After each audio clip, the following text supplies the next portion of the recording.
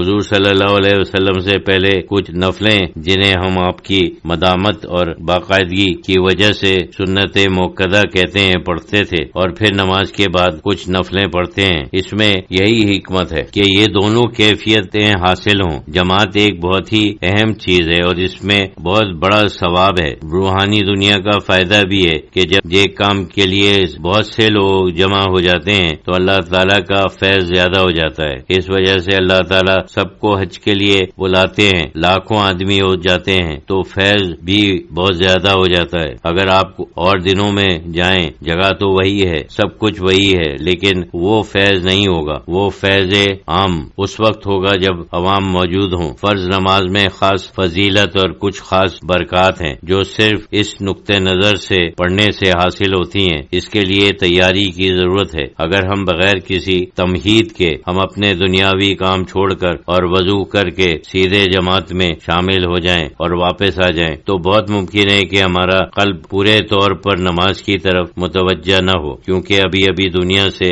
آئے ہیں۔ دنیا سے کٹنے کے لیے تھوڑا سا وقت اور تھوڑی سی محنت چاہیے۔ اگر ہم سیدھے مسجد میں جائیں، صرف فرض پڑھیں بغیر کسی تمہید کے، تو خطرہ یہ ہے کہ کم سے کم آدھی نماز تک ہم پوری طرح دھیان حاصل نہ کر سکیں۔ ممکن ہے کہ پوری نماز بس ایسے ہی گزر جائے اور جب ہمارا دل لگنے لگے تو اس وقت نماز ہی ختم ہو جائے۔ اس وجہ سے حکمت یہ ہے کہ پہلے کچھ اس کی تیاری کرتے ہیں، 2 یا 4 رکعتیں ہیں، اپنے مخصوص طریقے سے پڑھتے ہیں کہ جیسے ہم اور اللہ تعالیٰ ہیں، اور اللہ تعالیٰ ایک انفرادی قسم کی گفتگو ہے۔ جب ہمارا دل اور دماغ اس کیفیت میں آ گیا کہ ہم اللہ کے سامنے اپنے آپ کو پیش کر سکیں تو پھر ہم فرض نماز میں اس کی اہمیت کو مد نظر رکھ کر داخل ہوتے ہیں، یعنی اپنے آپ کو تیار کر کے اس کیفیت کے ساتھ کہ جیسے ہم نے اپنے آپ کو بندگی میں غرق کر دیا اور ہماری کوئی انفرادی علیحدہ حیثیت نہیں رہی،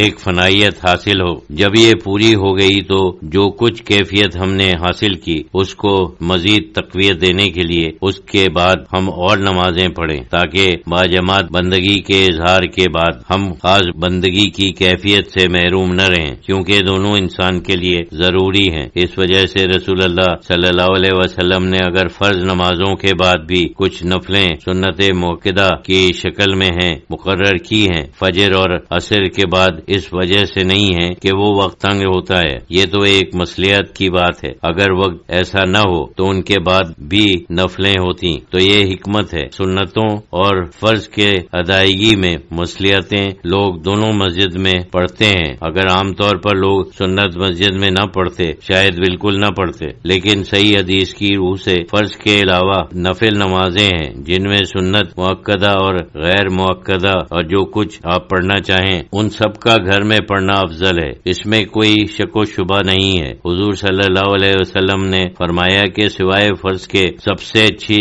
نماز وہ ہے جو اپنے گھر میں پڑھو، یہ مشہور حدیث ہے۔ دوسری حدیث یہ ہے کہ اپنے گھروں کو قبرستان مت بناؤ، کچھ نمازیں ان میں بھی پڑھو، اور پھر آپ کا عمل بھی یہی تھا کہ جیسے ابھی کہا فجر کی سنتیں بھی گھر میں پڑھتے تھے اور اسی طرح اور نماز سے مثلاً عشاء کے بعد کی نماز بھی گھر میں آ کر پڑھتے تھے۔ صحابہ نے اور حضرت عائشہ صدیقہ رضی اللہ تعالی عنہا نے بیان فرمایا ہے کہ مغرب اور عشاء کے بعد سنتیں آپ گھر واپس آ کر ادا کرتے تھے۔ تو ہر قسم کی عبادت میں خاص حکمت ہے، ہر ایک کا اپنا مقام ہے۔ جماعت کے ساتھ جو عبادتیں ہوتی ہیں ان کا خاص مقام ہے اور خاص کیفیات ہیں، اور علیحدہ جو عبادتیں ہوتی ہیں ان کی بھی خاص کیفیات ہیں، خاص حکمتیں ہیں۔ دونوں اپنی جگہ ضروری ہیں، لیکن دونوں کی قدر سمجھنی چاہیے، دونوں کی نوعیت سمجھنی چاہیے تاکہ ان سے پورا لطف اور فائدہ حاصل ہو۔ جو ایک میں ہے وہ دوسرے میں نہیں ڈھونڈنا چاہیے، جو دوسرے میں ہے وہ پہلے میں نہیں ڈھونڈنا چاہیے۔ بس یہ ایک نقطہ ہے۔ اسلام اصل میں ایک باطنی